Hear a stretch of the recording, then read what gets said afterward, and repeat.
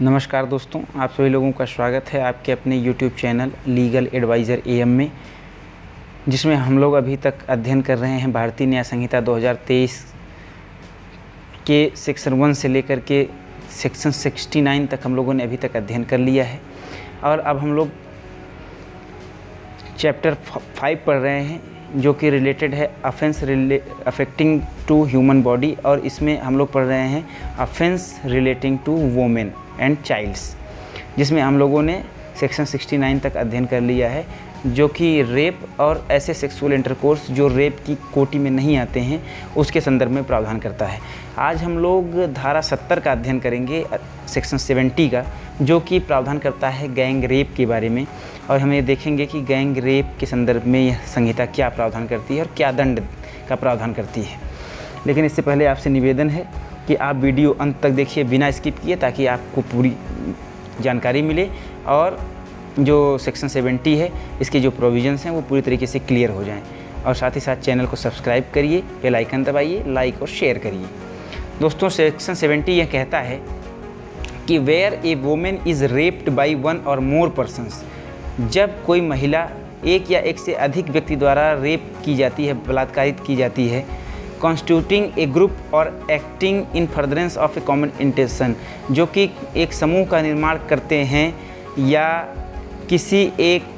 Common intention के furtherance में कोई कार्य कर रहे थे और उस कार्य के दौरान वह किसी महिला के साथ सामूहिक बलात्कार करते हैं, तो each of those persons shall be deemed to have committed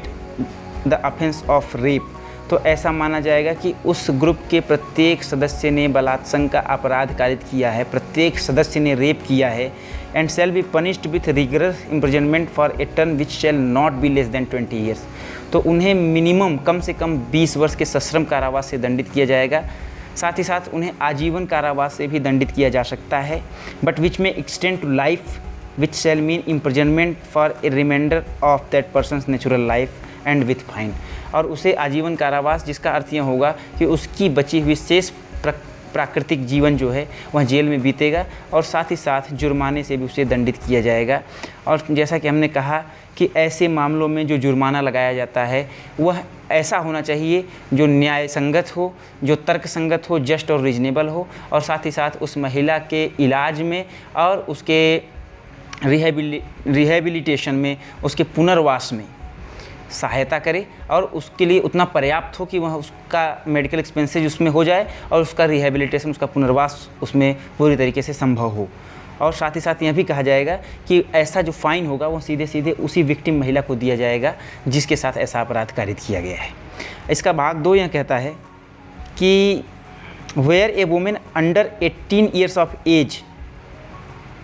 is raped by one or more persons constituting a group or acting in furtherance of a common intention.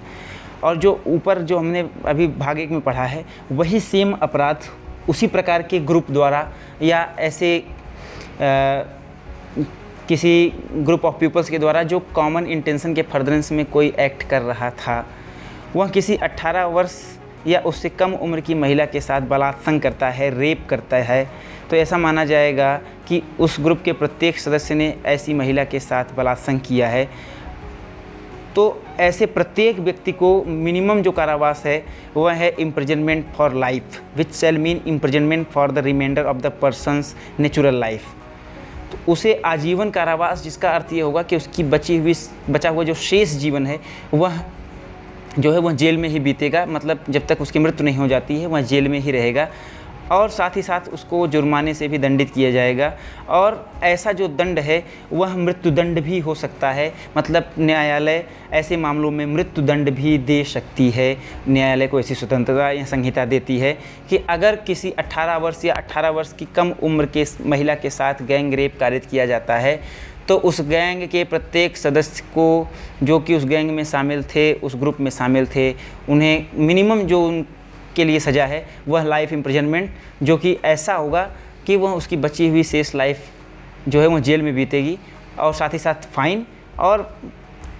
Death punishment भी दिया जा सकता है, कैपिटल पनिशमेंट भी दिया जा सकता है इस अपराध के लिए। और जैसा कि हम पहले से बताते आए हैं कि ऐसा जो फाइन होगा वह जस्ट और रीजनेबल होना चाहिए और साथ ही साथ उसके मेडिकल एक्सपेंसेस और रिहेबिलिटेशन के लिए पर्याप्त होना चाहिए। और यह जो फाइन होगा वह सीधे सीधे उसी विक्टिम महिला को दे होगा जिसके साथ ऐसा बलात्संग यानी कि गैंग रेप किया गया है। तो यहाँ आप मान के चलिए कि भारतीय न्याय संहिता 2023 की धारा 70 जो है वह स्पष्ट रूप से गैंग रेप के लिए और गैंग रेप के अपराध को परिभाषित करते हुए उसके लिए दंड का प्रावधान करती है। और साथ ही साथ यह कहती है कि अगर किसी मेजर महिला के साथ यानी कि 18 वर्ष से अधिक उम्र की महिला के साथ ऐसा गैंग रेप होता है तो जो मिनिमम कारावास है वो 20 साल तक की सज़ा है सश्रम कारावास और अधिकतम इम्प्रिजनमेंट फॉर लाइफ जो कि उसके शेष बचे हुए प्रकृत जीवन तक मानी जाएगी, ऐसा है। और लेकिन अगर वह ऐसा गैंग रेप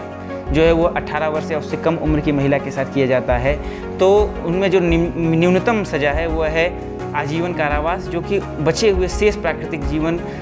को जेल में बिताने से संबंधित है। और फाइन और साथ ही साथ न्यायालय को इसमें स्वतंत्रता है कि वह ऐसे मामलों में अपराधी को डेथ पनिशमेंट दें। और साथ ही साथ यह भी निर्देश है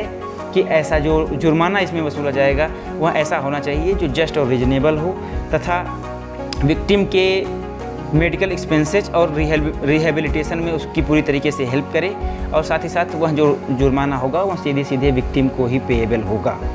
तो निश्चित तौर से आप लोगों को गैंग रेप से संबंधित यह प्रावधान जो भारतीय न्याय संहिता का है समझ में आया होगा। अगर कहीं कोई कन्फ्यूजन है, कुछ क्वेश्चन है तो कमेंट बॉक्स में अवश्य